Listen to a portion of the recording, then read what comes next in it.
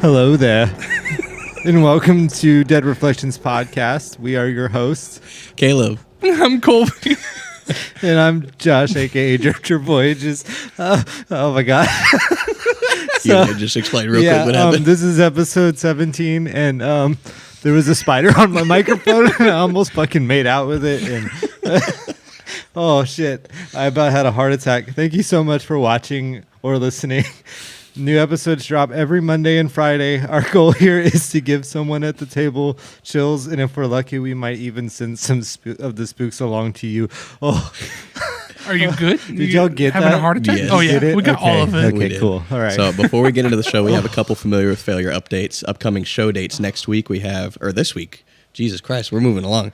May 25th in Austin at Hole in the Wall. May 27th in Austin as well at Fourth Tap Brewery. And July 9th in Midland at Sound Deep Forever Fest. August 4th in San Angelo at the Dojo. And then August 5th in Houston at the White Swan. New shows are always in the works, but we want to secure dates and venues before we announce them. We have 2 brand new shirts available only at shows. One is a skull with a dagger through it and broken tongue written across the chest. The other is an all black and white shirt with lyrics from our song Injustice on the back, accompanied by a mace. Come to a show, check them out while they're available. And on the topic of merch, what do y'all got on? I am repping the boys in Silent Planet today. I forgot I had this shirt. This is actually from the tour. I think it was the fall tour, so it was the tour after the one that we played with them. Oh, nice. Yeah, Very good. very good. I got power trip on Power. and White Sox. No White Sox hat. I got Wolfskin, our boys from South Dakota, correct? Yes. Okay. Sioux Falls. Sioux Falls. They were very kind. I bought 2 shirts, and they sent me not only the 2 shirts, but they sent a CD of their newest record, Scorpion, and then Hunter sent us a couple of stickers from his barbershop. Yeah, because he all barber. Saints Coast Barbershop. If Saints we Coast ever play Barbershop. with them again, I'm gonna make him cut my hair I at also, the show. I Yeah, there you also, go. I also brought something. Don't look at me like that. What do you have in your pocket? Yeah, what are you?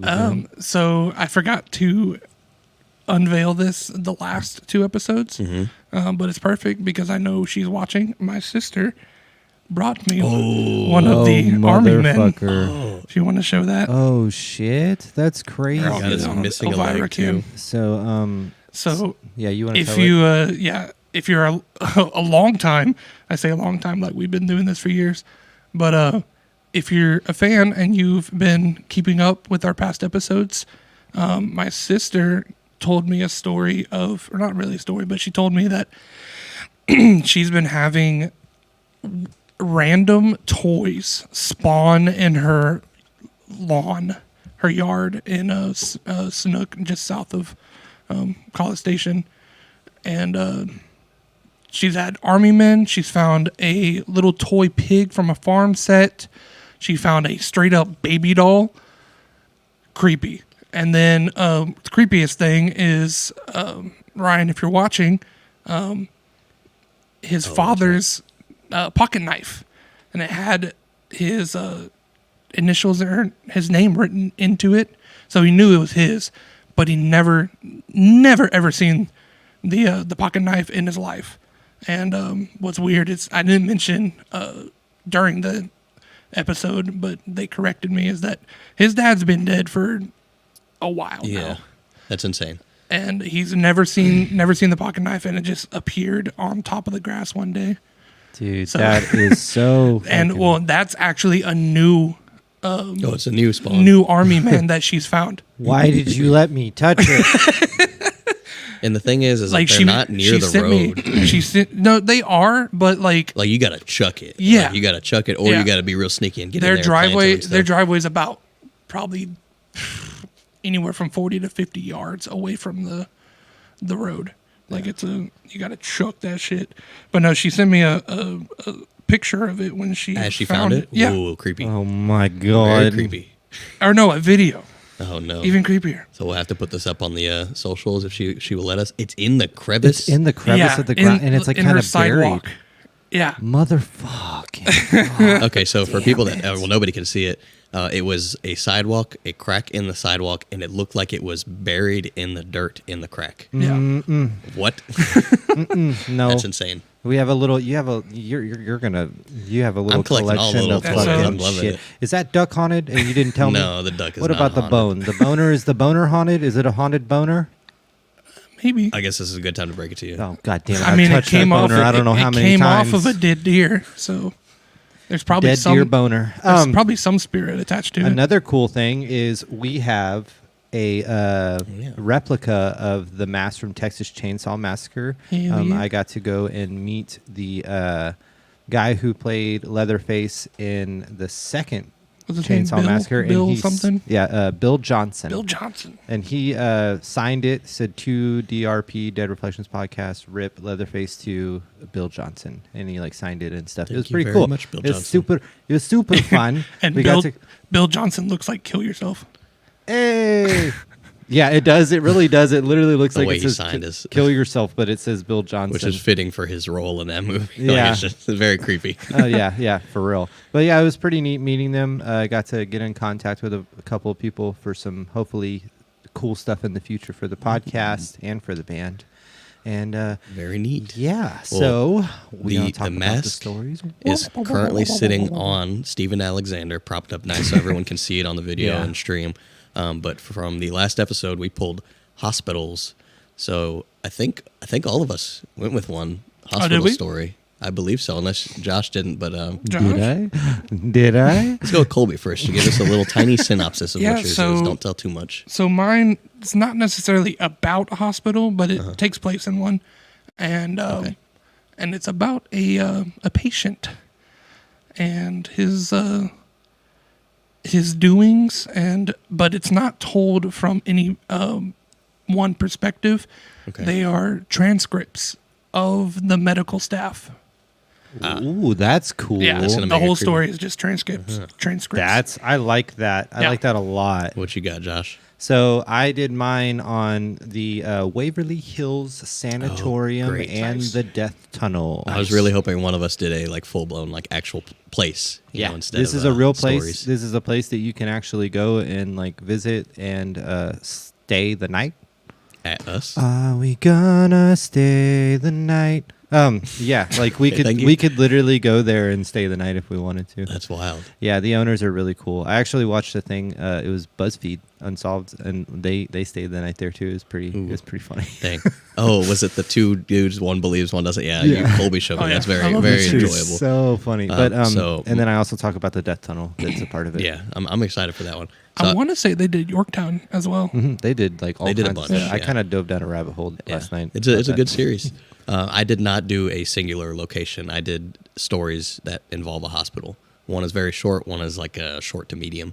So it'll be. Before we a nice start, couple can I ones. ask what is it with hospitals and how they're just inherently creepy? It's just like a graveyard. Exactly. I Well, I mean, mean, there's so Well, much so many like things. like people die in hospitals. Yeah, like that's true. There's this weird. that's one energy. thing. That's one thing that you can never falsify. I guess like playing something off like, oh yeah, so many people died here, but no, actual people Yeah. have died there. And, I Many. think, and there's this thing There's with the gotta be. smell Yeah. that fucks me up. Yeah, The that's smell. a and smell. Oh the yeah. lights. Oh, you talking about like current hospitals? Yeah, yeah, yeah. Oh yeah, just the disinfectant Yeah, smell. dude, I mean, the whole premise of a hospital, you're never there for a good reason. Yeah. Usually, the one thing would probably be the birth yeah, of a child. that's you know? true. It's very. Right. It's usually bad. It's almost always bad. Yeah. Oh man, So that's it's- an interesting. You know, I way can to I can look at definitely it. tell y'all while I was like thinking of like what to do for my story. I thought back to my week in the hospital when I Yeah. had COVID, and I will say there were some nights that I woke up and I was just fucking terrified. Really, Like just like Interesting. well, if you don't know, I have a lot of experience with hospitals. I Yeah. spent nearly a year when I was 4 years old in one, and so my earliest memory actually is going down a wheelchair or like in a wheelchair going to the cafeteria to get some food, and a nurse was pushing me, and I remember this vividly, like the robe that they put on me and everything. And I remember I was so excited because we were going to get mac and cheese. Dude, hospital mac and cheese. Real talk is fucking delicious. I don't think I know like what it any is. hospital food. I love hospital mac and cheese Yeah. and their sandwiches. That's my earliest memory. I don't remember That's anything wild. before If that. you get a sandwich and you dip it in the mac and cheese, it's like fucking like you could just die right there. Like it's good. It's heaven. Well, does your story involve any hospital mac and cheese? Dude, I really want mac and cheese now. Actually, yes. No, I'm just kidding. Oh, No. dang, he swindled me. Well, all right. So ready for a I'm story. super pumped. Yeah, you fucking. Yeah, the only part of wheelchairs with hospitals for me, I have to say, is doing the fucking wheelies. I would always be at the hospital because someone was there, and then we would find abandoned wheelchairs, and then we would fucking race down the hallways because we were kids and Your hood didn't rats. understand the gravity of the situation, you know. And like, But yeah. Well, my story is it's about a patient in a sanatorium. nice. So we went sanatorium hospital route. Yeah. All right. I mean, a hospital's a hospital. We didn't say we had to do normal hospitals. This is That's true. true. All right, and my story is called Patient Number 00-17983.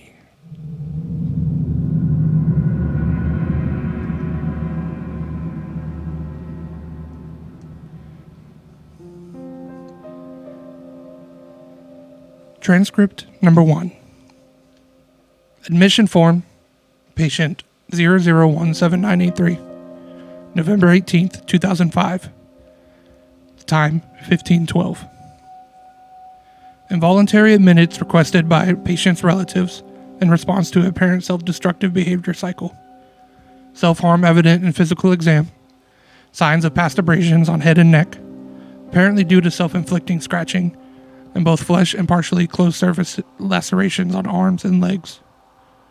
Signs of extreme fatigue also evident. An examination patient admitted insomnia for, as quoted, longer than you'd believe. Patient unable to give exact time for length of insomnia, likely due to extended period of insomnia itself.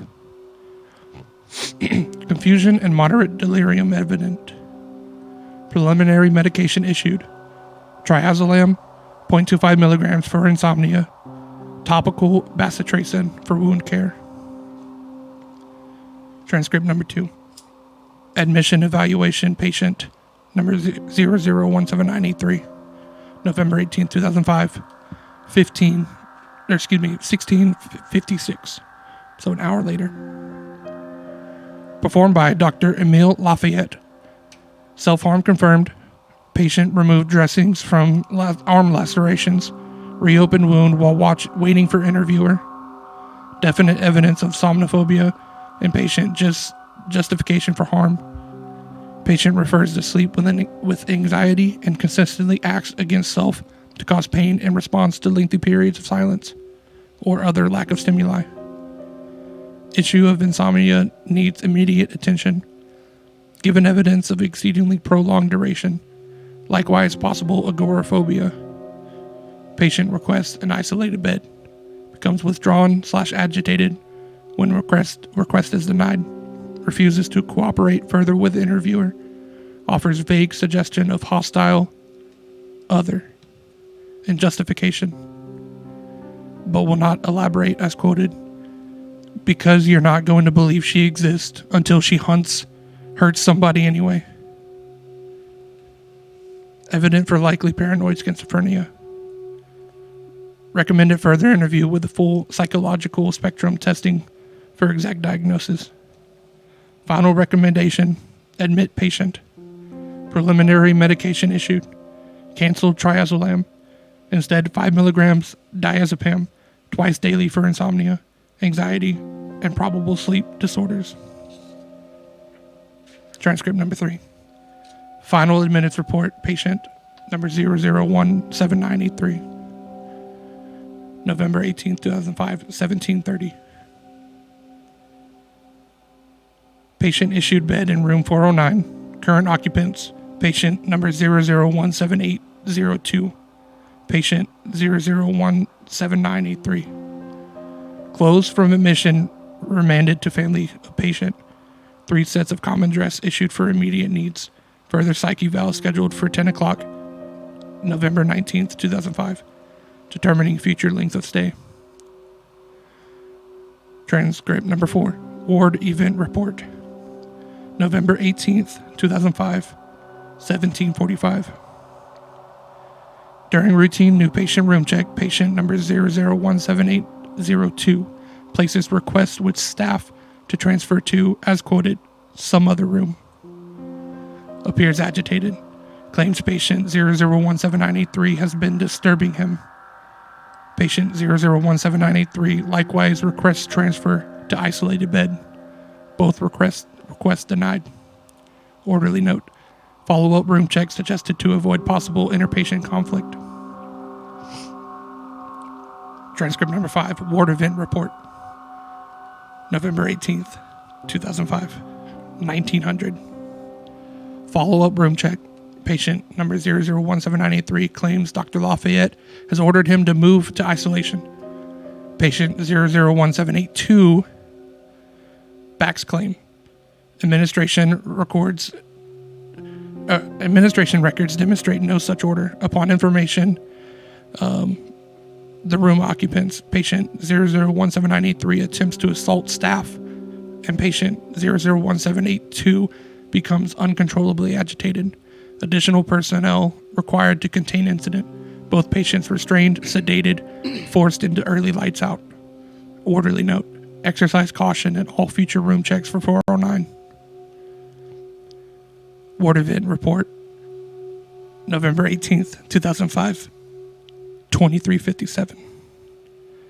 Staff on Hall 1, Floor 4 report loud sounds from room 409 after facility lights out, disturbing other rooms and patients. Patient 001793 found awake, extremely agitated and struggling against restraints. Demands lights be turned back on, as quoted, before she comes. Self-sustained injuries to wrist and ankles at points of restraint. Patient attempts to struggle against staff during trade to more comprehensive restraint, requiring additional personnel to contain the incident. Additional sedation required for patient 001793. Patient 00178002 does not respond during course of event, likely due to sedation from earlier incident. Orderly note. Maintain restraints on patient 001793 until further notice. Sedate patient before removing restraints for any reason. Recommend antipsychotic to be considered in a future psych eval. Ward Event Report. November 19th, 2005, 20 minutes after midnight. Staff on Hall 1, Floor 4, again, report loud sounds from room 409. Patient 001793 found catonic on floor with severe self-inflicted scratches on head and neck. Restraints are severed at connection points, with severe bruising on limbs, possibly indicating more severe injury at restraint points with patient. Patient number 00178002 is found deceased. Severe disfiguring wounds to face, complete with destruction. Orderly note. Ingestion of patient's eyes. Move to room 101, locker 2, awaiting autopsy. Patient 001793 transferred to isolation, room 626. Given injected dose of 100 milligrams zuclopentixol of attending physician's orders to control acute psychosis. Orderly note. Recommend video observation to allow better control of future outbursts. Stay at least an arm's length away from patient upper body restraints at all times, just in case. Autopsy report. Patient 00178002, November 19th, 2005, 9:44 a.m. Performed by Dr. Julius Tweed. Ragged lacerations prominent around subject's head and neck, increasing in severity and depth on the regions of the face itself. At several points, the flesh is cut to the bone. More disconcertingly, subject's eyes appear to be violently removed from their sockets and are missing. Cause of death: exsanguation from wounds. Less than 5% normal amounts of blood left in body. Final judgment: homicide. Coroner note. Recommend consideration of patient 001793 as dangerous to staff and facility residents. Urge continued maintenance of restraints and isolation from contact with others in patient population. Also recommend digestive endoscopy to determine fate of missing tissues for staff cohesion purposes. Orderlies from floor 4 suspect cannibalism. Promise to refuse isolation shifts until such belief is disproven. Transcript number 9. Medical report, patient 00179883, November 19, 2005, 10:07 a.m. Performed by Dr. Antonius Kale. Patient is cooperative if withdrawn during examination. No outbursts or threats. Current drug regimen appears effective. No unusual tissue or objects discovered in digestive endoscopy. Radiology tests discover hairline fractures in tibia and fibula of right leg. Severe abrasions evident on skin of restrained points, also head and neck, necessitating topical treatment. Troubling instability in vitals. Blood pressure is acutely elevated, pulse rapid, and weak for patient size. Extended stress from anxiety, elevated mood, and insomnia likely cause. Physician's note. Patient must sleep to begin recovery process. Recommend elevated dosage of diazepam to encourage this result. Firm contact point restraints not recommended for this patient due to risk of further injury. Full body restraint must be considered as alternative. Psychiatric evaluation. Patient 00179883, 10:39 a.m. Performed by Dr. George Tulling. Definite evidence indicating dissociation of an identity from actions. Patient expresses remorse for death of patient, but yet refuses to admit responsibility for actions in said event. Instead externalizes blame into antagonistic female other. Same figure, apparently referenced in prior eval, seems to be central actor in patient's paranoid psychosis. Behavior and actions of said other justified through magical thinking, despite recognition of depicted individuals' illogically defined capabilities to sustain reported antagonism. As quoted, I don't know, you don't know, and she doesn't care. Patient requests observation of room be terminated, grows agitated when request is denied, makes threats, refuses to continue interview. Diagnosis, paranoid schizophrenia manifesting in somnophobia, violent psychosis, and dissociative episodes. Medication issued, updosage of diazepam to 10 milligrams twice daily. On 11/24/05 began issuing 2.5 milligram doses of haloperidol twice daily for psychosis. Interviewer note. Utilize patient observation protocols and ward rounds to check for possible drug interaction effects.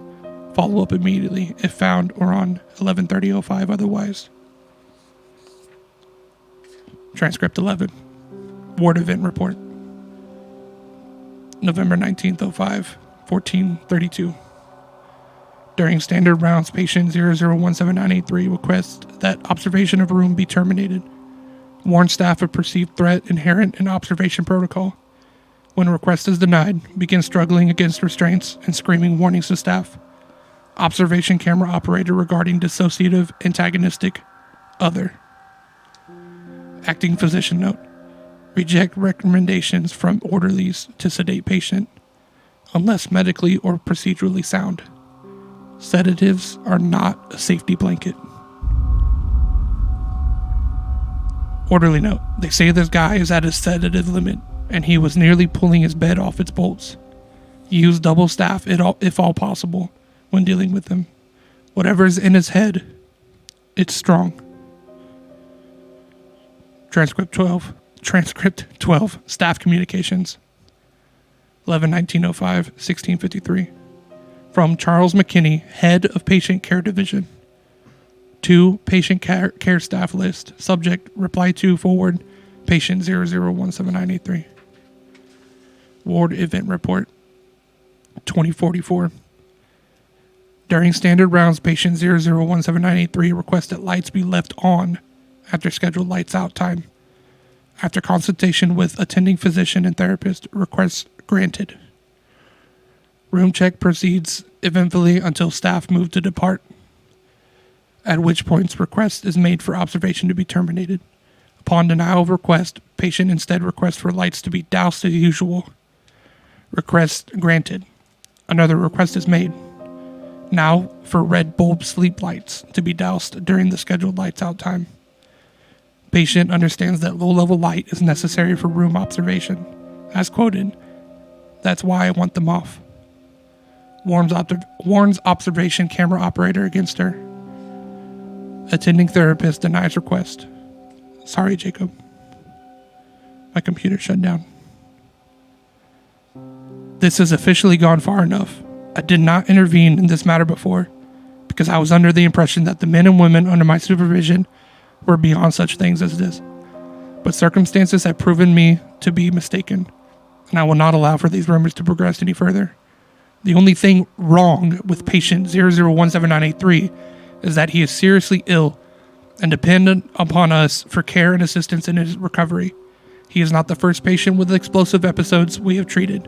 He is not even the only one currently in our facility, and he will not be the last.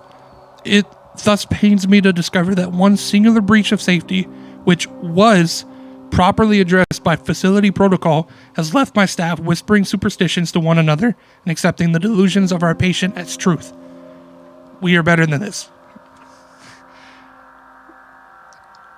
These are indeed risks inherent in this profession. Risk we all knew about upon assuming it, but that is the burden we bear to render aid to those who find themselves in our beds.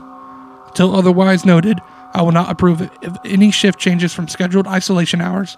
Our staff counselors are always available during standard hours for those who need consult with someone in light of the recent event and associated workplace anxiety.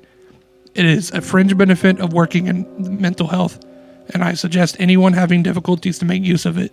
This matter is closed, and I want to hear no further mention of it. As previously stated, I expected more from all of you. Charles.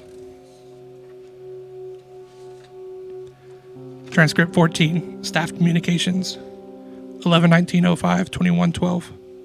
From Dr. Emile Lafayette to patient care staff. Subject, lights in 626. I happened to notice tonight while in final checks that the sleep lights in isolation 626 were turned off after standard browns, without my knowledge or consent. As I am sure you are all aware, this is a severe breach of facility protocol. When video observation of a patient is recommended and approved, there is a reason for such decisions to be made. Patient 00179883 has violent episodes and must be monitored to minimize the risk of him causing further harm to his already precarious physical state. You have absolutely no authority to override decisions made by the medical personnel of this or any other facility. None. I have been hearing talk around the halls that some of you are afraid of this man. He is bound to a bed under the highest sedation we can medically provide, and both physically and mentally suffering from acute fatigue. Do you also jump at shadows? Regardless of the reason, I will not permit untrained orderlies to begin interfering in the care provided to our patients. If such an event occurs again, I will inform Mr. McKinney and see the entire night's orderly staff barred from the premises. Do I make myself clear? Dr. Emile Lafayette, MD. Transcript 15, Ward Event Report. 11/19/05, 23/27. Patient 00179883, name redacted, won't stop screaming. It just won't stop. Hours of it. It echoes in my ear, in my skull. Whenever he's coherent, he begs us to turn the camera off, or the lights off, or just make everything go away. I'm sorely tempted. Poor, software censored. But Dr. Lafayette pulled Jacob from observation and is watching everyone from the video room for the rest of the shift thanks to Michael's business with the lights earlier. Last I saw of him, he was headed for the elevator with his jacket, saying, "He just can't do this to my kids." I don't know why I'm here anymore. I just keep staring at the cameras. Is that software censored? Busier watching his patient or us? I'd only need one needle to stop the screaming. Well, that escalated quickly. Staff Communications, November 20th, 2005, 4 minutes after midnight. Dr. Emile Lafayette to all Subject, patient 00179883. Again, I said no one is to enter isolation 626 without my express permission. God, software censored, you all. I will have all your jobs for this. Endemo. Admission evaluation, patient 001796, November 20th, 2005, 9:25 a.m. Performed by Dr. George Tulling, former staff. Patient discovered in locked observation room, setting fire to equipment and recordings. Attempted suicide in flames before rescue by staff. Claims to be antagonized by same female other. That's former patient 001793. Possibly involved in death of said patient. If so, evident, obvious for disassociation of self from actions, likely paranoid schizophrenia. Patient will not respond to further questions as quoted. Don't go looking for her. She'll find you. Final recommendation, admit patient. Preliminary medications issued, 2.5 milligram doses of haloperidol twice daily for schizophrenic psychosis. Transcript number 19, staff communications, November 20th, 2005, 9:36 a.m. From Dr. George Tulling to Charles McKinney, head of patient care division. Subject, I've just heard. Seal him in isolation. Wait her out. Cremate both bodies. As far as the relatives are concerned, patient 00179883 died in a fire set by Lafayette and committing suicide. That's all anyone needs to know. Let's just hope the rest of us don't wind up needing time in these beds as well.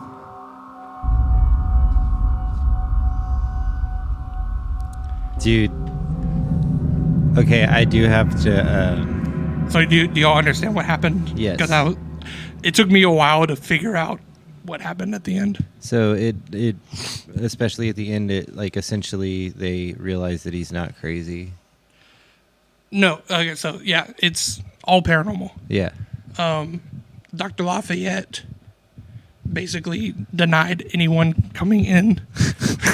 Denied anyone coming in after that, and so he went in himself, and he killed Lafayette. Fucking A, dude.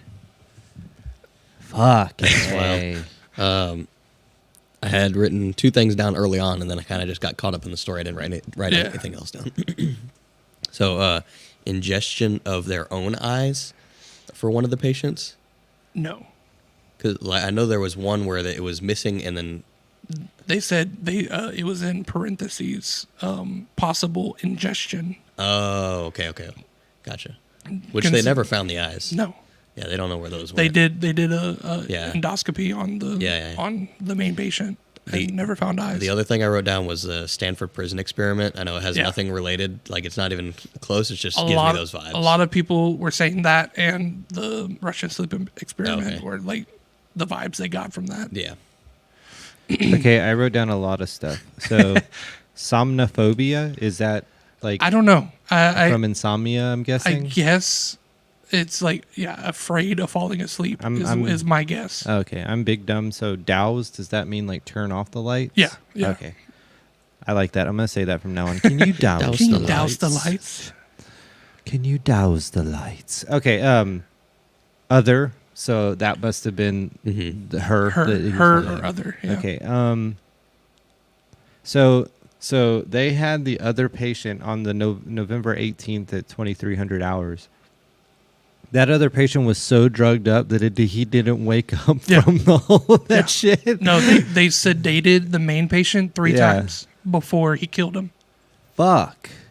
Or 2 times. Yeah, 2 times. And then they sedated him again. Well, later on, they sedated him, and he was still like ripping the bed from the wall. Yeah. Okay, so he was at max sedation that wouldn't kill him. Yeah. So when the dude died in the room with him, he was tied up, right? The guy which man? The 7. Yeah, the main dude. Yeah, and they were saying that restrained. he did it.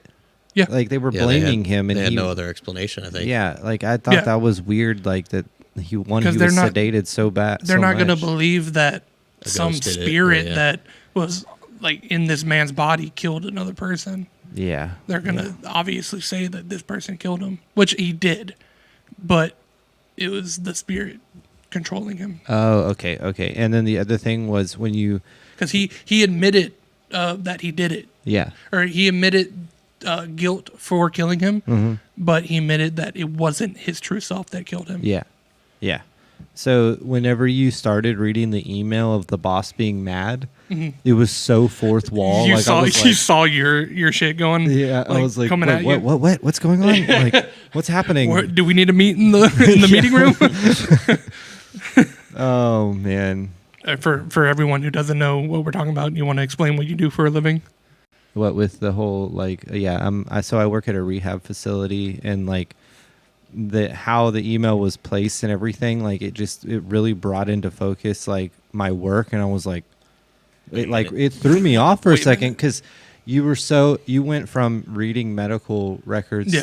to talking so email. like, Yeah. and I was just That like, was the weird part what? in the story for me. Whenever it just cuts off, and his computer died, which I guess it like saved what he was typing, Maybe. yeah, it can do that. It has like backup Okay. stuff. and then he was like, "Oh shit, my Yeah. computer died." Yeah. This is what I really want y'all to know. Yeah. Yeah. And then the whole thing with what was I gonna say? Yeah, with the I forgot already. I should have wrote it down. Well, God damn it. tragic. But yeah, no, I got severe goosebumps when like figuring out what happened at the end. Yeah. Because I was like, wait a minute, questioning myself. I was like, so this dude did this, and then I just read it back, and I was like, oh fuck. And it was 05, 06 was the year range. 2005, yeah. Yeah. No, all in November 2005. Okay, yeah, because I was It going to was say it only- like happened in a short span. It's only 3 days. yeah, that's Yeah. crazy. Yeah. Yeah, like that's like the thing is like Like, he my was- November 18th, like right down, and then he was like it ended on what, November 21st? 20th. 20th, yeah, Yeah, like crazy. Yeah. all of that. And you know what? Like that's normal shit reading that like that's Right, how they yeah. do it. Like that was so where'd you find that? That was a creepypasta as well. Dude, Well, like yeah. bravo to the author of that because they did that. They hit that shit. I never found an author, but it'll be in the show notes. Yeah, Yeah, the link to the for sure. story. Well, all right, that was interesting. It was a nice morbid. Yeah. Start. And what makes it also scary is how it's authoritative Yeah. because it's medical records. So you're like, these people are Yeah, trained. it's not someone telling a professionals. story. It's Exactly. actual shit that these people were recording from being medical professionals of this patient. Oh, dude, fuck that. And to think that, imagine that situation. You're trained and know that people can have like these mental health problems that cause them to see shit and things like Right. that. And it's like, I wonder how hard it is for somebody that's trained in all those things to believe in the paranormal and not write it off as like, oh, Right. well, they're seeing this, that's this, like, you know, and it's like, Yeah, Yeah, I especially think- in the work setting. that'd This make is me even really worse. sad. Well, I think the line is it's not it's easily crossed whenever you go into a medical environment because most medical professionals. Oh shit! It's starting to I storm. I forgot it was gonna rain tonight. Oh, that was real? yeah, Yes. it's a big old thunder, That wasn't me. big old thunder. But nice. as I was saying, most medical professionals tend to stay, even if they are Christian, they stay well away from religious aspects of anything, and they stick to what is known in the medical field, and spirits aren't in the medical field. Yeah. Maybe in the old medical field. in some Yeah, way. well, yeah, definitely, Definitely in the old Like shamans But and all that current- shit. But current 2008. We no. should bring back the old medical field shaman. Yeah. Fucking if you have demons, you like put like an animal down someone's, like make them swallow or something. And Well, they, it's like the bloodletting and like yeah, fuck leeches that. and shit. Who in their right fucking mind? Yeah, whatever. Okay. Anyway, moving on. Like, who would put fucking leeches Yeah. like purposely on themselves? That's disgusting. it's not disgusting. It's fucking terrifying. Okay. Who's next? We Me? have a break first. Oh yeah. We A will. little short Okay. break. We will be right back after this brief sponsor break.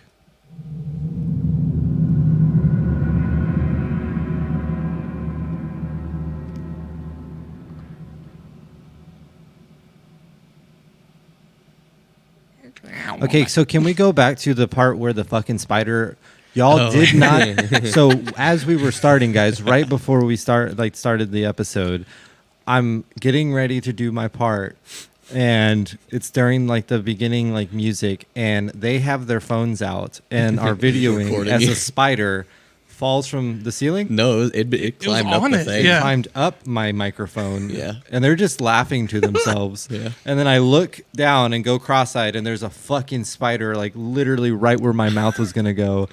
We'll be sure to post the reaction. Oh, on, yeah. Got a big spook. And then like the I freaked Instagram. out, and he freaked out, so he jumped off the microphone, landed on my lap, and I'm like fuck, and I'm like trying to do it, and then he fucking gets on the ground, and I stomped his ass. Why'd do this? I didn't stomp his ass. I totally missed, and he went into you. Just so you know. Oh, But, cool. Well, I'll fucking take care of him. Yeah, fucking asshole spider. Yeah, I'm So- getting all the notifications now on my phone. Close strike within 10 miles. It's like lightning strike. Oh, alert. Yeah, I I, was I like, forgot what? to tell y'all that it's going to be storming tonight. Nice. Ooh, Is it like a bad one? I No. hope not. It's Okay, just- so you It's have going to be like this for the I next do have couple the days, bone. actually. you have so- the boner. It's boner. I have I want to bone. hear you say it. boner. Stupid. Okay, so that means I'm Fucking- next, right? Yes, you're Okay. next. and Why do I'll- I do I'll this end it. every fucking episode? don't know. Like, I don't know, and it bothers me. No. It annoys me. All right, Yeah. so my story is also about a sanatorium. It's about a real place. I did a lot of research, and it's the Waverly Hills Sanitarium in Kentucky. So is it sanatorium or sanitarium? Is it sanitarium or sanatorium? I don't know because I Papa Het says sanitarium. Yeah. And Sanitarium? Papa Head is Bible. So. Is that like Texas twang sanitarium Sanitarium. instead of sanatorium? Papa Head from California, my dude. Tortilla. Anyway, so we're gonna go through like a little bit of the history of the place, and then I'll get into some spooky stories and real accounts of people experiencing things, and you're gonna understand why once you really find out like the history of this place and why this place is it's literally considered one of the most haunted places in America. So Yeah. so here we go. This is the history and ghost stories behind the Waverly Hills Sanatorium and its death tunnel. All right, so we're going to dive into some history first. So the Waverly Hills Sanatorium, Sanitarium, I don't Say know it how how I you want to So say it. I looked it up. It's either. Okay. Yeah, and it's The probably, Waverly Hills Sanatorium. but don't say it like that. But Okay, yeah, the Waverly say it the Hills- other way. I'm kidding, The Josh. Waverly Hills Sanitarium and its death tunnel are known as one of the most haunted places in the United States. We will dive into some spooks after a little bit of history. The land that is known today as Waverly Hill was purchased by Major Thomas H. Hayes in 1883 as the Hayes family home. Since the new home was far away from any existing schools, Mr. Hayes, who's got a lot of money, decided to open a local school for his daughter to attend. A school just for his daughter. That's crazy. He started a one-room schoolhouse on Page's Lane and hired Lizzie Lee Harris as the teacher. Due to Miss Harris' fondness of Walter Scott's Waverly novels, she named the schoolhouse Waverly School. Major Hayes liked the peaceful-sounding name, so he named his property Waverly Hill. The Board of Tuberculosis Hospital kept the name when they bought the land and opened the sanitarium. In the early 1900s, Jefferson County was severely stricken with an outbreak of tuberculosis. There were many tuberculosis cases in Louisville at the time because of all the wetlands along the Ohio River, which were perfect for the tuberculosis bacteria. It's a bacteria? Yep. Wow. To try to contain the disease, a 2-story wooden sanitarium was opened, which consisted of an administrative main building and 2 open-air pavilions, each housing 20 patients for the treatment of early cases. Back in the day, doctors thought that a ton of fresh air would help people suffering from TB, and that's the reason for the open-air pavilions. It's believed that nearly 60,000 people died there. Jesus Christ. They were disposed of via body chute, a 537-foot tunnel that led to train tracks. It was designed to keep patients from seeing the deceased, to keep morale up and save face. I'm going to pause just to explain that I love body shoots. Oh, okay. Go ahead. This is the story for you. Hell yeah. Now that you know some history, on to the spoops. There are so many creepy stories about what went down in the hospital. So much death, of course, this place has ghosts. I read that really weird. So much death, of course this place has ghosts. One known ghost is a boy named Timmy. Tour guides say he spends the day looking for someone to play with. You'll occasionally hear laughter down the empty, forgotten halls, or what sounds like a child running around rooms. On the 3rd floor, mostly, is where you can find little Timmy. They say you can roll a ball down to him, and often it will be returned, bouncing as if he picked it up and threw it back at you from around a corner. We should mention the 5th floor, where people who had TB on the brain and ended up going insane were taken to separate them from the sane populace. Room 502 is said to be the most active spot on this floor, if not the whole place in general. In 1932, a nurse jumped from the balcony of 502 to her death. Some speculated she was pushed. A few years earlier in room 502, a nurse by the name of Mary hung herself just outside the door of that room. According to legend, she got pregnant from one of the doctors. Said doctor was married and didn't want anyone to know he cheated on his wife, so he shunned her away. Said he didn't want anything to do with it. Heartbroken, she took her own life. There are a few stories that really go dark about this incident. One being that her friend/coworker was the one who found her. Mary was still squirming a little, and her friend tried to pull her off the noose and save her. She sadly wasn't strong enough and screamed for help. The odd thing is no one came. Realizing Mary was suffering, her friend, she grabbed the emergency fire axe and stuck the blade right in Mary's chest, ending her friend's suffering and making her last bit of her death quick. The current owners have gotten a full-body apparition caught on camera of what looks like a woman. Could this be the heartbroken nurse on that floor? Literally, they take a picture of the hallway, and she was standing in one of the rooms just off to the side, all nonchalant, in the middle of the day, too. This place is crawling with shadow people. You can find so many photos online of people catching them on the walls and peeking around corners. This is awful. The ghost of a homeless man and his dog has been seen a few times by the current owners and a few tourists. He accidentally fell from the 4th floor down the elevator shaft. If that wasn't sad enough, he brought his dog with him. Yeah. There are more ghost reports from doctors and patients that roam the halls of Waverly. Then there's just, I would say a solid like 20 to 30 different types of ghosts that they have. Like everything from doctors to nurses to patients to like the homeless man and everything else. But we're going to move on from the ghosts now. Dogs. Now we're going to talk about the death tunnel and its ghosts. So that's all ghosts that were just in the building. That's crazy. Now we're going to talk about the death tunnel. There are a few abandoned tunnels in Kentucky, but none have quite the reputation of the notorious Waverly Hills Death Tunnel. Some have called this long concrete structure the Death Chute over the years, and it has somewhat of a mysterious and sinister past. It has been estimated that the death tunnel is actually saw more dead people than most modern hospitals do in the first 3 years of normal operation. The patients that passed on at Waverly were left at the end of the tunnel. It was there workers would be detached to gather the bodies of the dead and either burn, bury, or transport them elsewhere via train. Nothing that went down the death tunnel ever came back up.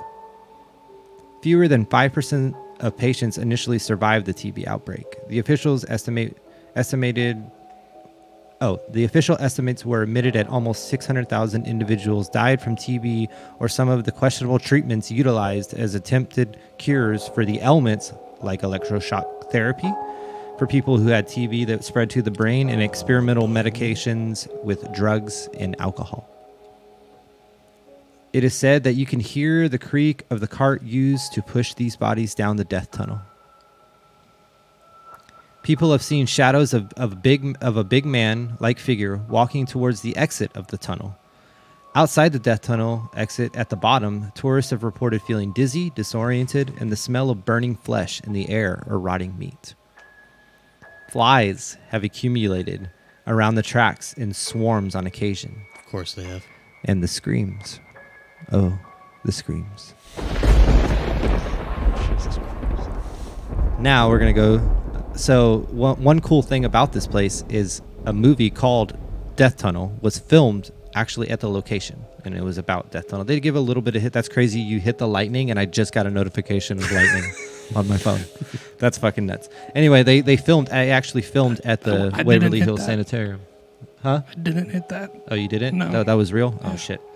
So Death Tunnel is a 2005 B horror movie filmed at the Waverly Hills Sanitarium. It's about for a college initiation stunt. 5 college women are locked in an abandoned Kentucky hospital.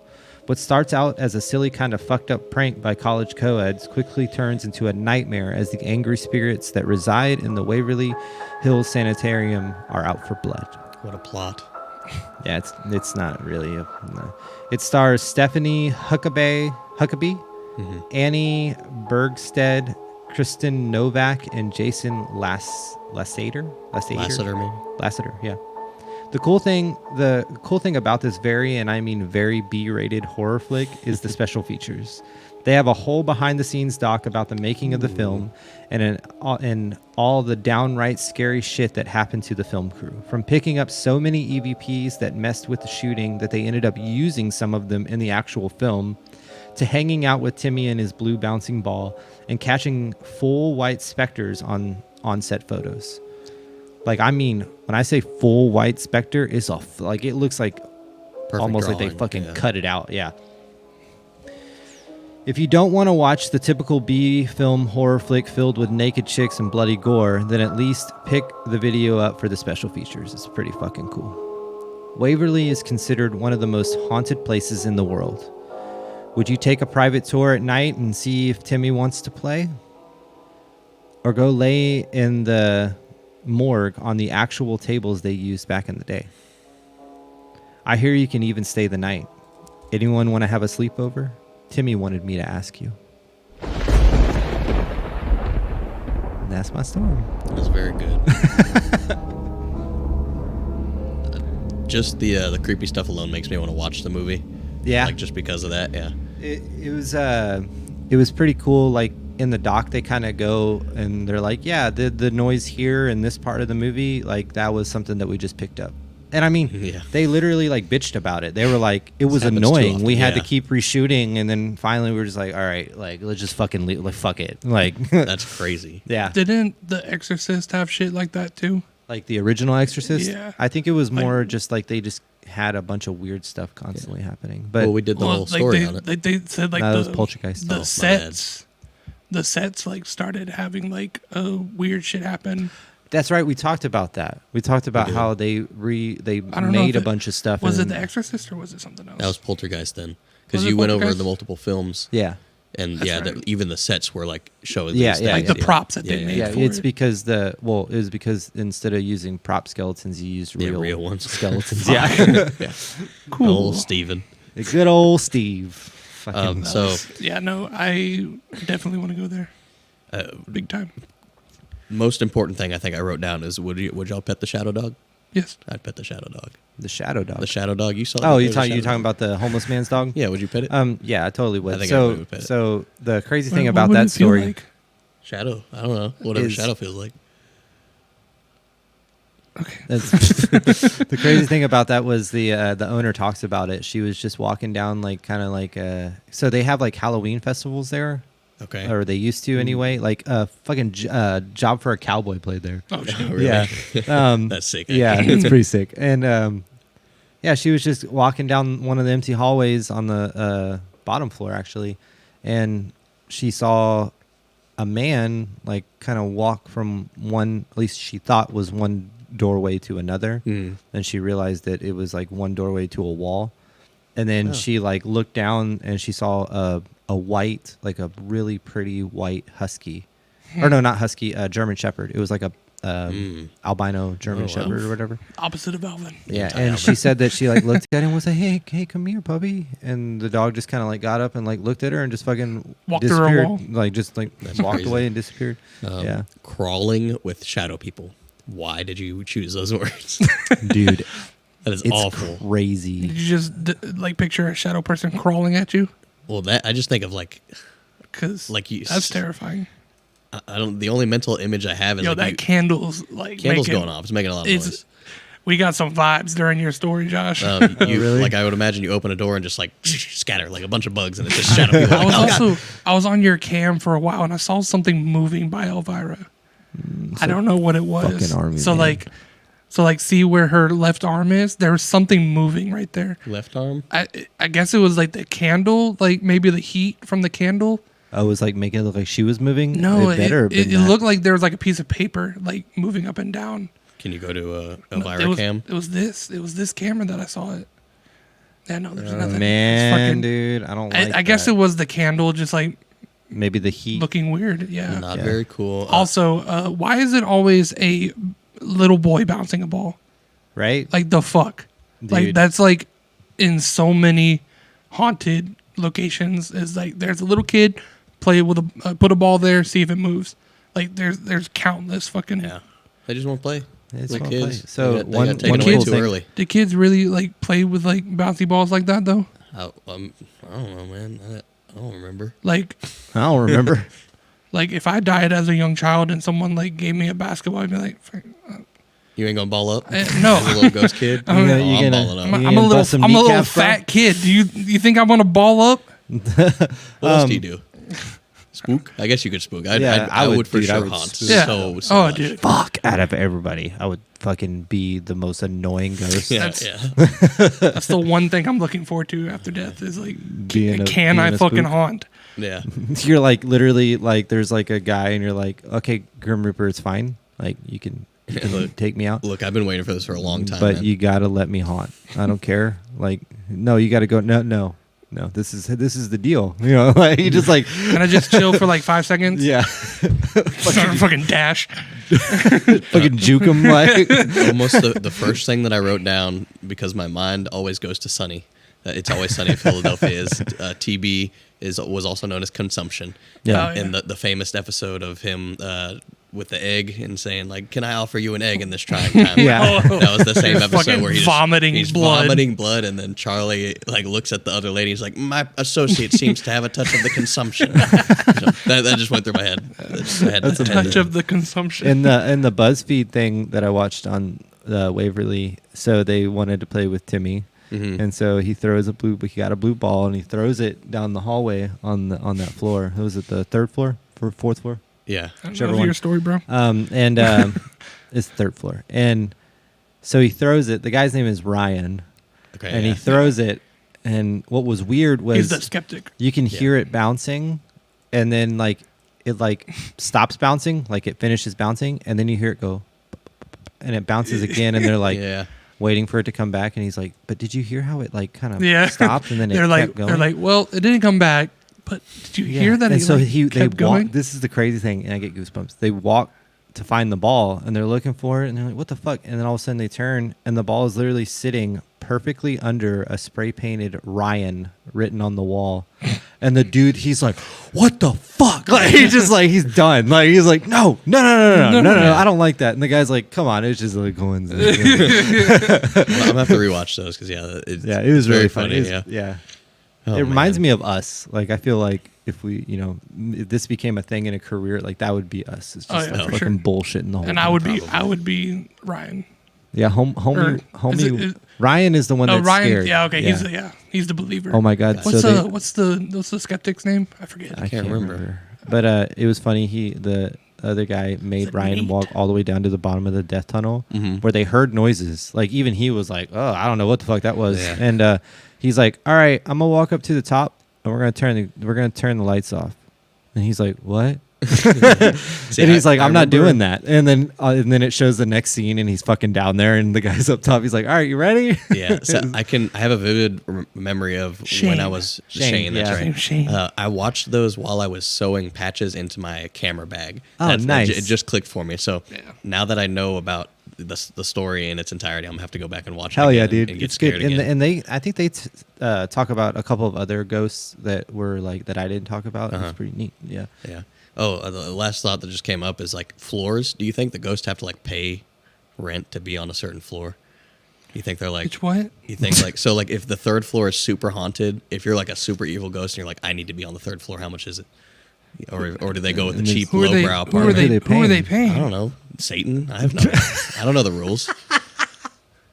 I don't think Satan has a currency besides like Souls. souls. Could you imagine how Oh, stressed? yo, you gotta collect souls to like be in a more haunted area.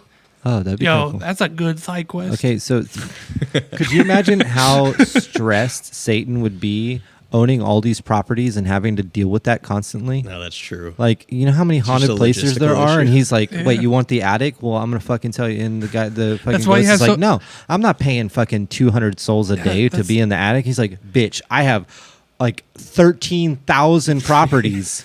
And you're gonna argue with me about 200 souls? I don't fucking need your. That's You why- know what? that's You're why going he- straight down to that's hell. why he Like, you know, has- like. That's why he has demons. Oh, They that's do a the bidding. thing. Yeah. I wonder how many times he fires one. Get it? Fires. All right. Okay, are we ready? Are you gonna You can pass have me your the pen back. bonus? I will pass you the bone. You I have your want to pen give me back that as well. boner. Huh? You have your pen back as well. Oh, It why? was, 'Cause it was making noise. Oh, was it? Yes. I was twirling it. You were fucking going at it. So my first My anxiety. story. Leave me alone. My first story is among the ranks of creepypastas known like Slenderman and Smiling Man. Like, Yeah, it's a yeah, very yeah. famous one. It's probably the least famous out of like that big group. Okay. Whenever I saw the picture, I was like, I remember that. And I was like, oh, that was in a hospital. And then I reread the story, which is brief, and I was like, oh, okay, that's going in. We're doing Nice. that one. Nice. I'm So, excited. This is a creepypasta story. I think it was an unknown author, but we'll link the area that I found it on. And the story is called The Expressionless. And this is a new one, so it might spook me. In June 1972, a woman appeared in Cedar Sinai Hospital in Los Angeles, California, wearing only a white, blood-covered gown. Now, this in itself should not be too surprising, as people often have accidents nearby and come to the nearest hospital for medical attention. Phone. I'm sorry. It was his phone. That's what was creeping me out. Cause see how it's like right there where I was describing, like right yeah, under on her the screen. arm. Gotcha. Okay. God damn it. Okay. So this lady she walked in wearing a white blood-covered gown, and the author says, now this in and of itself is not too surprising because they have accidents nearby and people come to the nearest hospital for medical attention. But there were two things that caused people who saw her to vomit and flee in terror. Time out. And time in. Vomit, flee, and terror. The first being that she wasn't exactly human. She resembled something close to a mannequin. Oh, fuck you. But had the dexterity and fluidity of a normal human being. Her face was flawless as a mannequin, devoid of eyebrows and smeared in makeup. Wait, what? There was a kitten clamped in her jaws so unnaturally tight that no teeth could be seen, and the blood was still squirting out over her gown onto the floor. She then pulled it out of her mouth, tossed it aside, and collapsed on the hospital floor. From the moment she stepped through the entrance to when she was taken to the hospital room and cleaned up before being prepped for sedation, she was completely calm, expressionless, and motionless. The doctors thought it best to restrain her until authorities could arrive, and she did not protest. They were unable to get any kind of response from her, and most staff members felt too uncomfortable to look at her directly for more than a few seconds. But the second that staff tried to sedate her, she fought back with extreme force. 2 members of the staff had to hold her down as her body rose up off the bed with that same blank expression. She turned her emotionless eyes toward the male doctor and did something unusual. She smiled. As she did, the female doctor screamed and let go out of shock. In the woman's mouth were not human teeth, but long, sharp spikes, too long for her mouth to close fully without causing any actual damage. The male doctor stared back at her for a moment before asking, "What in the hell are you?" She cracked her neck down to her shoulder to observe him, still smiling. There was a long pause. The security had been alerted and could be heard running down the hallway. As he heard them approach, she darted forward, sinking her teeth into the front of his throat, ripping out his jugular and letting him fall onto the floor, gasping for air as he choked on his own blood.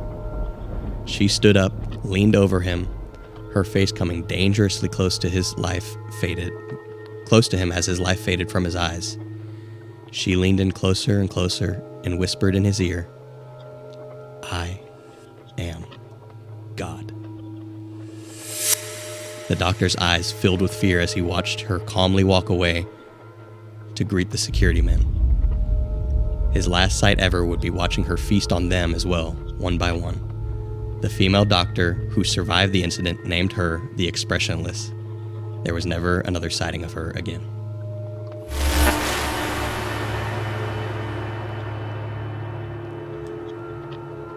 So that's our first story. Yo, fuck that. That's our first story, and this is the picture that goes along Oh, fucking no. with it. Oh, no, sir. Elvira cam. Yeah. No, no, no, no, no, no. Oh, my God, dude. Oh, my God. I don't like it. That's I it. hate all of Zoom it. I hate all of it. Oh, yes. Oh, my God, dude. My immediate response was getting- that, yo, that's Michael Jackson. I'm getting full body, dude. I don't like that. You good? You good? No, I'm not. So- That's what I pictured, and I fucking hate it. Okay, well, this other one doesn't have any setup, and it's going to jump right in. So we're just going to go straight into it. It's simply titled The Hospital. Oh, God. Starts off with our character's phone ringing. Hi, is this Daniel Perez? Hey, yes, this is him. Hi, this is Carla calling from Parkview Regional Hospital. Now, I regret to inform you, your sister Abigail was involved in a car accident and is being helped by our doctors on site. She sustained severe head trauma, and you seem to be the only family member on file. How soon can you be here? Oh, God, is she, damn it, Parkview? 15 minutes? I'm on my way now. Getting a call like that is never expected, but always feared. My little sister is lying somewhere in a hospital bed, scared and confused. In my car now. Parkview. Where is Parkview? I typed Parkview Hospital into my Maps app, but nothing showed up. Maybe it needed the full name, Parkview, Regional. I think to myself as I spell it out in my head, my thumbs matching as I tap on my phone screen. Regional Hospital. Enter. Nothing. Still. Come on.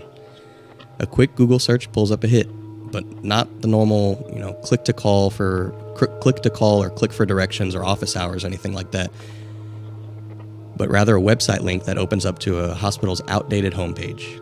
Odd, but whatever, I just needed to get there. At the bottom of the page, 1216 McKinney Street. I typed this into Maps and finally, some direction. I remember quickly pulling out of the driveway and speeding off, feeling like this was an out-of-body experience, like I'd be shaken awake at any moment now. As I continued to speed towards the hospital, that feeling would fade. This is real, and I had to see my sister. About 5 minutes into that 15-minute drive, I would notice that I'm headed away from town, out towards a more rural area where we lived. Once again, odd, but it doesn't matter at the moment. Speeding down the road, traffic becomes thinner and thinner. Eventually, no one was sharing the road with me, and I took advantage of it, pressing my gas pedal further down. About 2 minutes away now. I remember thinking how my sister only had me as her family to call in a case of emergency. Our mother passed many years ago, and our father had not been around for the majority of our life. I was all she had, and even though I wasn't the best big brother, I did my best when it came to making sure that she was okay.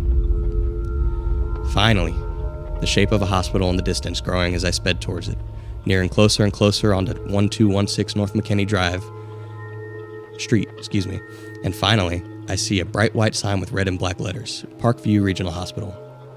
I let out a sigh and pull into the parking lot. It was easy to find a spot. The place was near empty, and I got the nearest one, threw the car into park, and ran towards the doors of the hospital. The sliding glass doors granted me entrance, and I took a step inside. Bone-chilling cold. Normal for a hospital to be colder, but this was different, like I had just walked into an ice bath that I could not see. There was also no noise, no hustle and bustle, just the sound of the occasional pen on paper, files being rustled, and a sigh of a worker's long day in the distance. Regardless, I made my way to the patient waiting area. All the lights were on, but dingy. This place was in need of a little extra care, and again, too quiet. There weren't even any nurses running around or patients in the chairs. Nothing was going on. I entered a room with about 10 cloth seats and a receptionist at the desk with a lady behind it. Maybe mid-50s, early 60s, she had short, faded brown hair and brown eyes and a rather rude disposition. As I made my way to her area, I started saying this was urgent, and I received a call from someone here saying my sister had been in an accident from a Carly, Carrie, I can't remember, but I'm here and I need to see my... Sir, let's start with your sister's name, get your ID out, and you need to calm down before you talk to me with that tone again. Ooh. Tone? Bitch. Yeah. Fuck My that. tone as a person that's trying to see their injured sister. Who the hell is this lady? I handed her my ID and waited for the next direction impatiently. After looking at a few files on the desk, she looked up back at me with disgust, slowly handed my card back to me without saying anything, and just raised her old hand and pointed towards a set of double doors. Can I just walk? The lady slammed her clipboard on the desk and yells, "Go!" Nervously walking, I quickly enter through the double doors, and to my horror, a long stretch of hallway, lights somehow more dim than before and flickering. About 10 patients' rooms on either side, each and every single door wide open, and nurses dressed in the same uniform, blue scrubs, but stained in blood. And in the threshold of each door, they're standing directly across from each other, just staring blankly. My immediate reaction. Immediate erection. Hey, yo, I'm sorry. My immediate reaction was to turn around and leave, but as I reached for the handle, that double door was no longer there, just a white wall.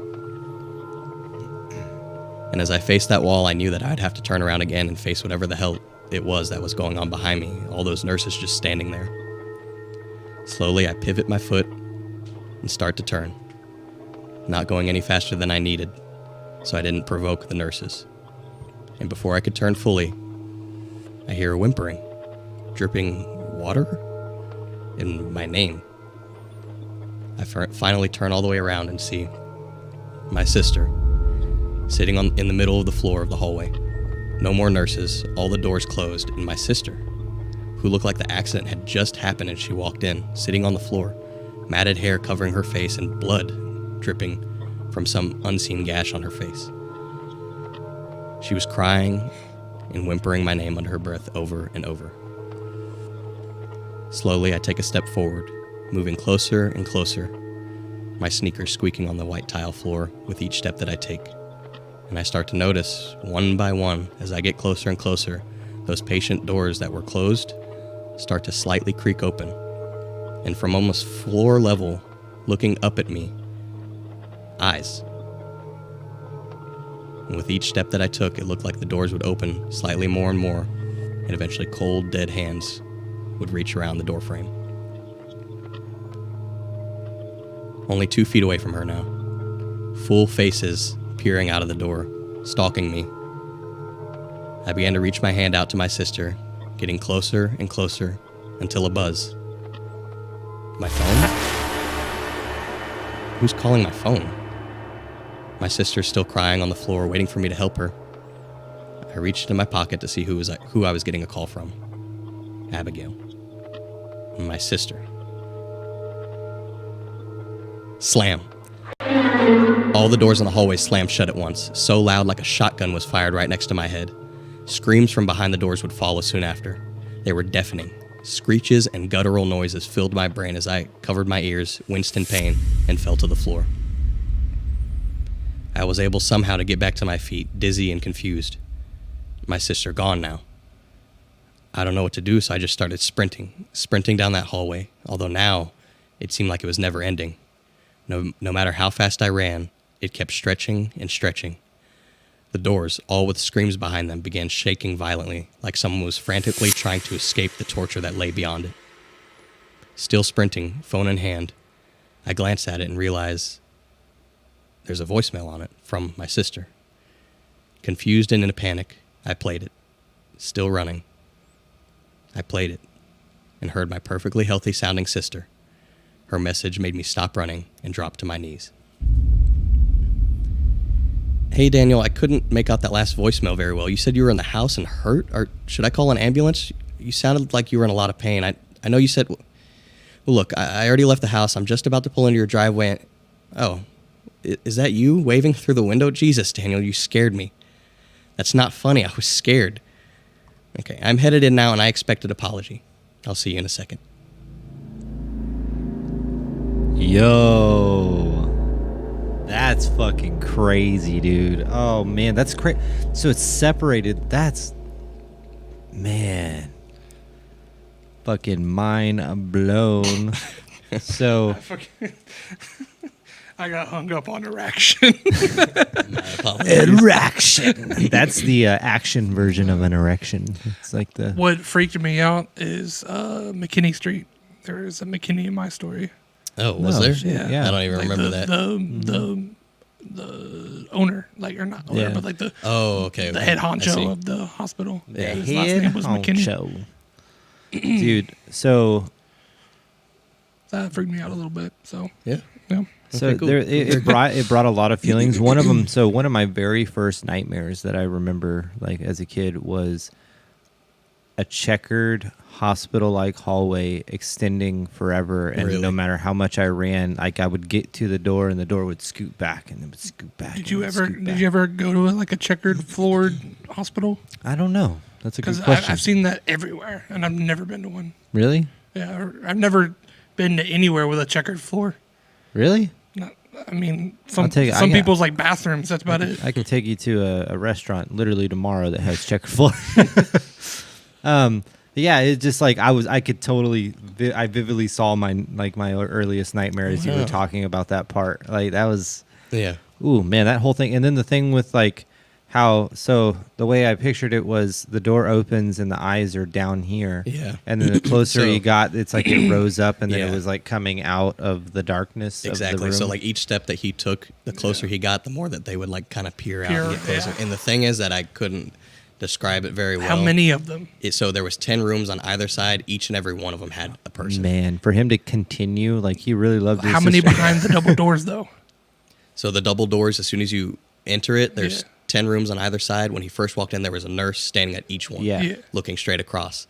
And then he turned around to open the door, and then he turned back around, and they're all gone, closed, sister on the floor. That'd be a great. And then you said the double doors started opening again, or No. Oh, okay, That was see, the end of the double I was doors. envisioning that, like the double doors opening like towards him, and like more and no. more bodies, just like Oh, crawl- that's yeah. scary Yeah. too. Dude, that's perfect for a video game. They could literally just do that. I know, that's part, what I was like- thinking. Yeah. It's like, this is a video game setup for I sure. was, Yeah. I was gonna say 100%. either that or like a movie scene. Like Yeah. a perfect, perfect Ooh, fucking. God, that would fuck me up if I hospital saw that in a movie. scene. Ugh. Well, yeah, those are my two stories, though. Dude, they were I was- both fucking I great. felt the first one would be necessary to just get you ready, like because that it was scary in and of itself, and the second one was scary on its own. But Imagine every thinking of that thing possibly being the orchestrator of this is what I was thinking. Is like, Ooh. I was thinking every entity that came around the door had a face like that. oh, that's awful. That's awful. Okay, that's terrible. Just Yeah, They're blank just face, all- just peeking. They're just all burn victims. fuck you. I hate that.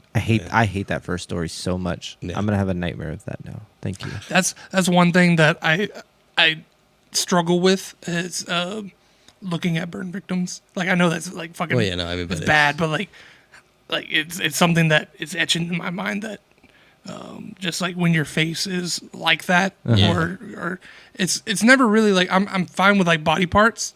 Like if I see like specifically the face. it's specifically Yeah. the face. If you have like burn shit on your face, You're, I'm you're just allowed like, to have fears of whatever you want. yeah. Is it But, kind of like an that's like uncanny saying valley? like I feel uncomfortable around special needs people. Yeah. Like Yeah, is it like an uncanny valley kind of thing? no, it's just like I don't know. I guess it could be because it doesn't look natural. It look like Yeah. everything from the Like, skin to like them missing in their nose and all like that kind of stuff. Corey Taylor's mask from All Hope Is Gone era, where it was just blank gray and then Yeah, the two tiny little two eyes. tiny little eyes. Yeah, Oh, I loved that mask, dude. I Yeah. did too. That And then mask he is took sick. off the top part and it was like nasty under it. Oh no, that's the most recent album, I believe. Oh yeah, I thought that's what you're talking about. No.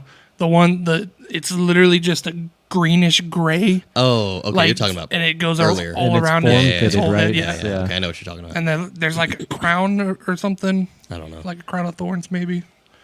Oh, yeah. And his mask now is kind of like a play on that one, but it's its own thing. Yeah, okay, I get why you thought it was. Yeah, dude. Well, maybe I know I did. I told you not to do it, but I did. I wrote that one, that second one. Oh Yeah. shit! Did you really? Yeah. Damn. No, I was gonna hold off Fucking on way. it. Wow, Yeah. that's why you took forever at work today. Yeah, I was writing the entirety of it. You did? Yeah, I was gonna hold Put off, that but shit on Creepypasta right fucking now. I may. No, you should. That was pretty good. That was good as shit. God damn I it! You appreciate fucking broke your own rule. I know. Don't tell us. I know. But I thought the rule was that we do say it, we just don't say it till after. That's the thing is like if I would have not told you, that would have just stayed with you forever. Yeah. That's what I like, I but think it will. It hurts so much because I think it will like because a lot. You- that's either a way. good scene. Yeah, like, that was a scene like fantastic. that. Did that make you feel on cloud nine when we were like, that should be a video game? Oh yeah. Well, I had the intentions of it. I was like, ooh, this is like. I was thinking of Mortuary Assistant. Yeah. Where I was like, whenever you turn around and then something else happens behind you, or like, Like the part in the hallway where I'm like Yeah. reading This the is the shit. mask I'm or talking about. yeah. Let me see. Or I mean, there's a lot of influences on the story, but like Yeah. my last story that I told about the couple going to houses, like looking for houses, and all the people came out at the end when they were like backing out. Yeah. that was the same idea as like all these people, and they're kind of like just. start Oh looking. yeah, totally. You know That's- what? And in my mind, I think I like associated that. His new mask is pretty fucking Yeah, terrifying that too. sounds terrifying. I love that so much, dude. You know that they're on Smite now. I Their didn't. Oh, really? characters on Smite.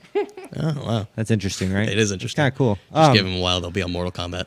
right? That'd be sick. That would be That'd be sick. really cool. Slipknot versus fucking Mortal Kombat. Mick Thompson. Exactly. Fucking just giant behemoth. All right, so now is it time yeah, to we- pull stories We do from need to pull a Alexander? story. Did we have anything spooky happen? Oh yeah. Um, Anything spooky? I could tell what I made up in my mind today. Do it. You're so bad about scaring yourself. You know that? Well, no, it was a scary situation at the time, but I wanted to make it into even more of a scary situation by telling a fib about like what the actual situation was. Mm-hmm. But I felt bad for doing that, and I wanted like true scary shit, you know. Yeah. And but basically, I was taking a shower this morning, and I hear fucking Oh gosh. yeah, and I'm like, what? How unsettling Yes. is that? What?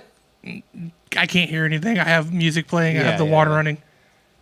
And it was just one time. And I said, "Do you need something?" Yeah, like what the Because fuck? obviously I thought it was my mom. Yeah. And I get out. And so originally what I wanted to say was I looked out the window and her car was gone. That would be fucked. Yeah. But no, I was just like, what? She's like, I was just making sure you were fucking awake because I was apparently in there for a long time. Oh shit. And I'm like, Well, I am now. Thanks Yeah, for fucking thanks. giving me a Yeah. heart attack. Oh man. I'm like, what if she's gone? And you're like telling yourself that yeah, as you're like trying. I'm in the shower and I'm like, what if she's gone?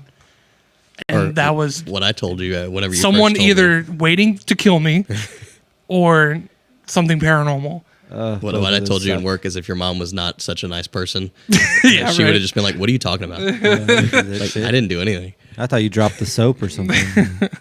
What do we got for our next story? I haven't had anything. Oh, okay. Not that and I can think of. I haven't had anything either that I can think of. The I also candle thought about telling y'all that I saw the same man walking with his phone. again. Yeah. God damn. That would be a lie. That Yeah. would be a lie.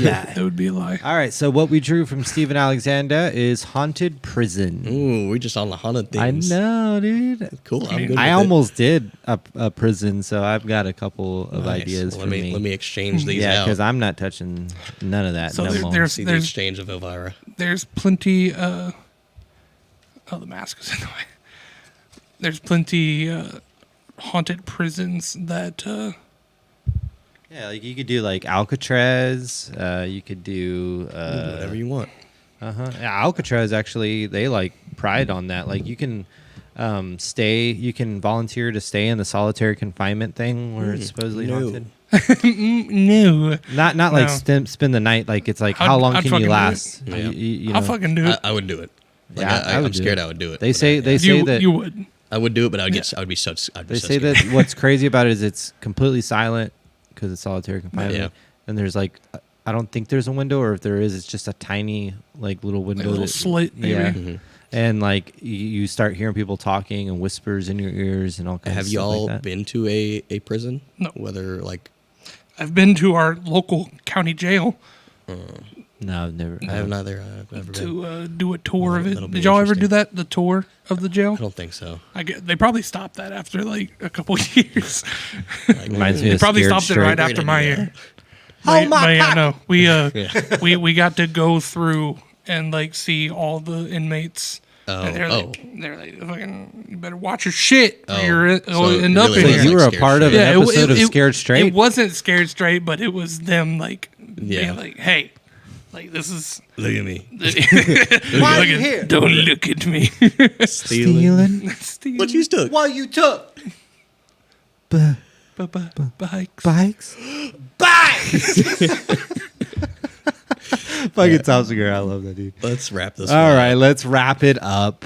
Don't be silly. Wrap your willy. That's it for episode 17 of Dead Reflections Podcast. We'd like to shout out our friends in Terraform Podcast, Dark Hour Podcast, and our new friends from Hauntedly Podcast. Here is a short clip of what that podcast is all about. We encourage y'all to give them a listen and check them out. Follow us at Dead Reflections Podcast on all social medias, or follow the link tree and find our socials: Spotify, Apple Podcast, Facebook, Twitter, Instagram, and the video version of this podcast on YouTube. Email us at deadreflectionspod@gmail.com to submit your stories. Let us know how you're doing, or maybe tell Josh that he needs to sew up the hole in his jacket. Yeah. All band-related social medias can be found at FWFTX. Please don't forget to leave a rating or review anywhere you listen. They really do help us to get our name out and find new listeners. Jesus. Word hard. Yeah. Thank you for all your continued support, and remember, Before we go, I forgot to add that we need to add